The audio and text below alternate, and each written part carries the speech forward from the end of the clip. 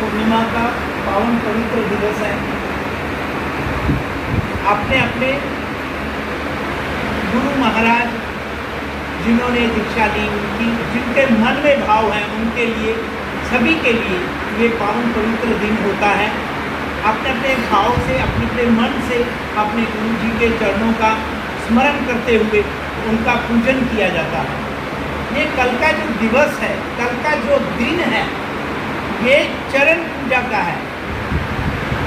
जो भगवान नारायण की कथा आती है, आप ध्यान से सुनिएगा, ध्यान से सुनिएगा सभी लोग। एक बार राजसू यज्ञ हुआ, धर्मराज युधिष्ठिर जी ने राजसू यज्ञ किया और उस यज्ञ में सारे ऋषि मुनि, साधु संत, महात्मा, बड़े बड़े महापुरुष आए, सभी पधारे और उस यज्ञ में पूजन का एक विधान बनाया गया कि यज्ञ के उपरांत अब कौन ऐसा है जिसका पूजन किया जाएगा।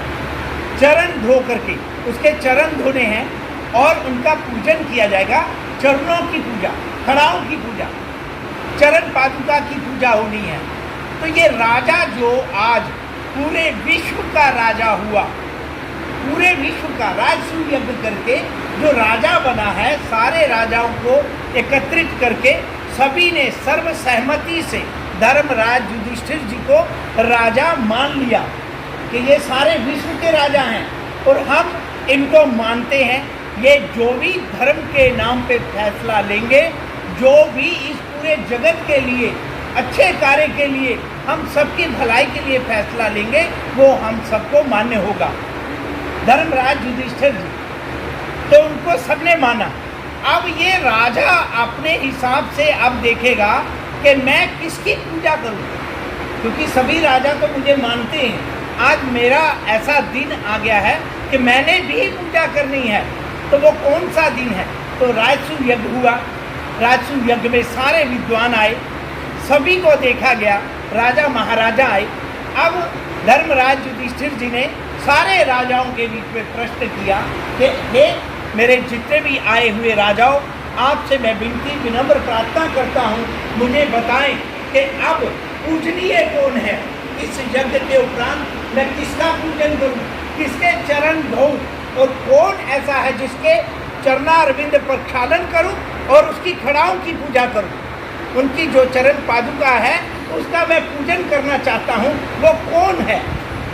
तो सभी ऋषि मुनि तो थे ही, तो इतने में सभी ने अपने अपने विचार, सभी लोग बोलते हैं। तो एक ने कहा भीष्म पितामह जी सबसे अग्रज हैं और बहुत उम्र है। भीष्म पितामह जी की बहुत उम्र है। इतने में फिर किसी और ने बीच में बोला कि यहाँ पर बड़े बड़े ऋषि मुनियों के बीच में सर्वश्रेष्ठ बड़े बड़े ऋषि मुनि बैठे हैं, विराजित हैं, और श्री वेद व्यास जी भगवान के रूप में हैं, ये भगवान के रूप में हैं, तो क्या ये वेद व्यास जी की पूजा नहीं हो सकती। तो कहते हैं कि इतने में जरासंध का बेटा उठा और उसने कहा कि मैं, अगर आप लोग मेरे को अनुमति दें तो क्या मैं भी अपने विचार रख सकता हूँ। वो बहुत छोटा था, जरासंध का बेटा, और भगवान ठाकुर जी को, श्री कृष्ण भगवान को बहुत प्यार करता था, बहुत प्यार करता था। हालांकि उसी के वहाँ पे राज्य में, उन्हीं के राज्य में जाकर के भगवान कृष्ण, अर्जुन, और आप लोग जानते हैं कि भीमसेन जी ने उसके पिताजी का वध किया और भीमसेन जी भी वहाँ पे थे। तो उन्होंने जब वध किया तो उसके बाद वो धर्मात्मा था, भगवान को रोज देखता था, अपने ही घर में रोज नित्य प्रति युद्ध होता था और लड़ाई जैसे पहलवान कुश्ती लड़ते हैं ऐसे। और बाद में उनके पिताजी का वध हुआ, उनके पिताजी परास्त हुए, उनका अंतकाल हुआ। फिर बाद में भगवान श्री कृष्ण जी ने उस बच्चे को गद्दी पे बैठाया, तिलक किया। आज वही बच्चा आज पूरे राजसू यज्ञ में एकत्रित हुआ, राजाओं के साथ सम्मिलित हुआ। उसने कहा कि अगर आप सब लोगों की सहमति हो तो क्या मैं अपने विचार रख सकता हूँ। तो कहते हैं कि भीष्म पितामह जी ने बोला, हाँ बेटा, तुम जितने भी राजा देख रहे हो, ये सारे राजा महाराजा जो हैं, उनमें तुम्हारे पिताजी बड़े बलवान थे और तुम उनकी गद्दी पे बैठे हुए हो, तुम्हारा पूरा अधिकार बनता है, तुम अपने विचार रख सकते हो। फिर उन्होंने बोला कि क्या इस पूरी सभा के अंदर विषम पितामह क्या यहाँ पर वेद व्यास जी के रहते क्या विषम पितामह जी पूजा को स्वीकार करें? तो ऐसा कहते हैं कि विषम पितामह जी ने हाथ जोड़ा और वेद व्यास जी को प्रणाम किया। प्रणाम करने के बाद कहा, नहीं, ऐसा कभी नहीं हो सकता कि वेद व्यास जी के रहते मैं कभी भी पूजा स्वीकार नहीं कर सकता हूँ कि मेरी पूजा हो, ऐसा कभी नहीं हो सकता।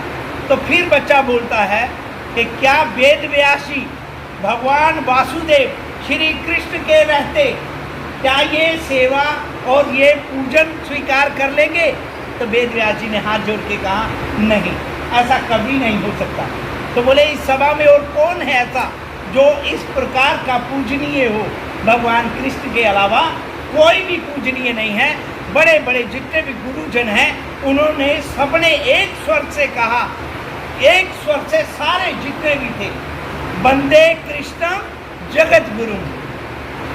सबने कहा कि सारे जगत का जो गुरु है वो भगवान कृष्ण है। तो ये जो गुरु पूजा है ये उस दिन पूजा की गई थी और भगवान श्री कृष्ण जी के सभी ने, राजाओं ने और धर्मराज युधिष्ठिर जी ने चरण धोए, पूजा किया और उस दिन गुरु पूर्णिमा का दिन था। और आज हम आप सब लोगों के बीच में ये जो दिन था वो आज फिर आया है। हम लोग सभी लोग श्रद्धा से, विश्वास के साथ और अपना अपना प्रेम जो भगवान के प्रति है उसका पूजन भगवान का ही होता है।